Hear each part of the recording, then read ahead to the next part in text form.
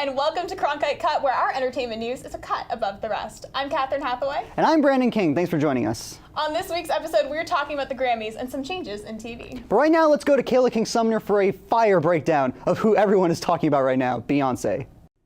Right when Gaga's performing at the Super Bowl, right when all your faves are getting hyped over their first Grammy nominations, Beyonce snatches the spotlight once again.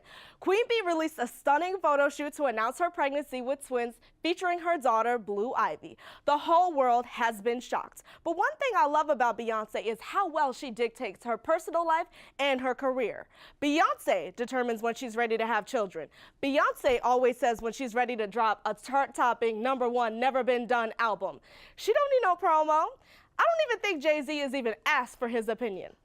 A lot of times when a woman's pregnant, we treat her like she's incapable or not as attractive. That's wrong.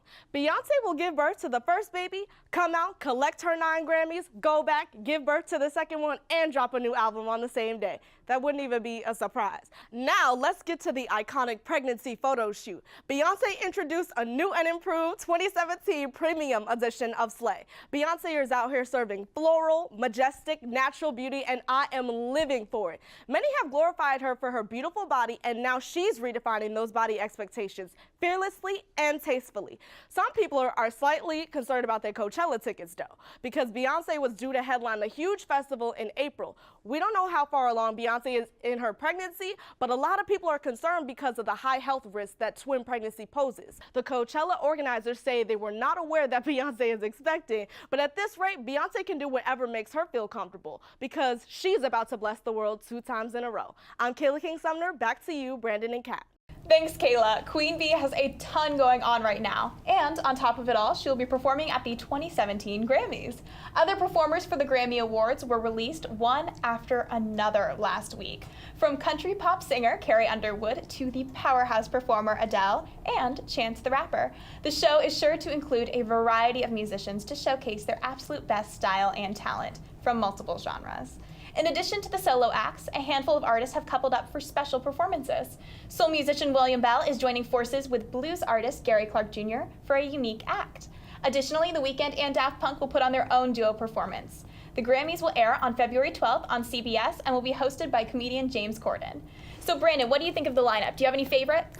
Yeah, I mean, absolutely. We see the Grammys every year, and we get that sense of, wow, all those artists performing. I mean, last year we had Annie Lennox with Hosier, we had ELO with Ed Sheeran. Those were awesome, just to name a few. This year, I mean, obviously, The Weeknd and Daft Punk, you guys have to be excited for that. I mean, I don't know about you, but I can't stop listening to Starboy and that whole album that they've worked on together. And Bruno Mars has really never let me down with his live performances, so I don't know how that turned out. What about you? That's my favorite duo so far is the Daft Punk Weeknd duo. I think that's going to be really interesting. I think they're both going to bring a lot of showmanship to the show. Absolutely. So it's going to be a really cool performance to watch. Yeah, and then you got Adele, Beyonce, all those people in there. But cutting off from that, we're going on to TV. So let's talk to William Weinstein about what's going on in the world of TV. Thanks, Brandon and Kat. First off, on Monday this week came some big news for nerds. Peter Capaldi has finally confirmed that he will be leaving the role of Doctor Who after this season.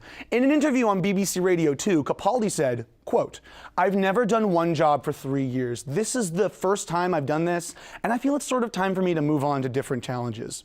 End quote. Capaldi's leaving coincides with that of Stephen Moffat, current head writer for the show, whose vacancy will be filled by Chris Chibnall, writer for another BBC show, Broadchurch. Look, I was once a hooligan diehard, but the show has been in a ratings slump for a few years. This was not the best fit for Capaldi or Moffat. They're both incredibly talented, but it is time to move on. Also on air is Powerless, the newest show from DC, and the first one not about superheroes. This focuses on the lives of civilians in the DC superhero universe.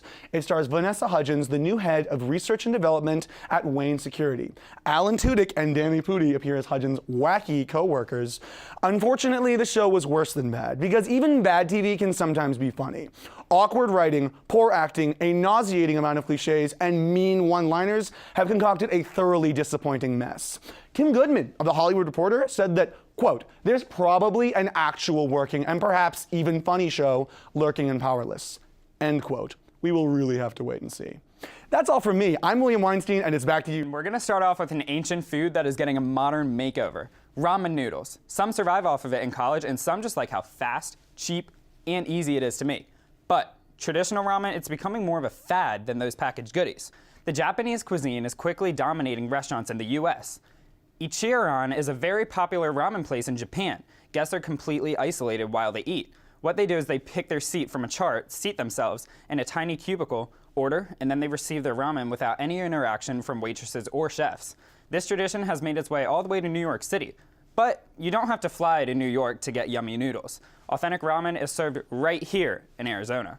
Let's talk local. In Tempe, Tampopo Ramen makes its noodles from scratch. Also, you can make your way to their recently opened Hachi Ramen.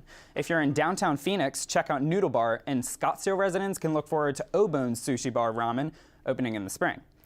Now for a favorite Chipotle topping. Guac? Guacamole? Same thing. There have been a lot of changes within the United States border lately, but could a change of avocado prices be a thing too? Unfortunately, a price hike could become a reality. But not only in avocados. NBC News reports that a 20% tariff on goods coming into the country could raise prices from anything from avocados to automobiles. Oh, and be prepared because they said this could be happening quite soon. Soon, everyone might be saying, "Avocado, where'd you go?" I'm Frankie McClister. That's it for me. Thanks, Frankie. That does it for this week's episode of Cronkite Cut. But we're always online and on social media, so check us out at Cronkite_cut. And for all the latest episodes and bloopers, you can check out our website, cronkitecut.com, or you can subscribe to our YouTube channel in the description. We'll be back next week. I'm Brandon King. And I'm Catherine Hathaway. Cronkite Cut is your source for entertainment news, a cut above the rest. We'll see you guys next time.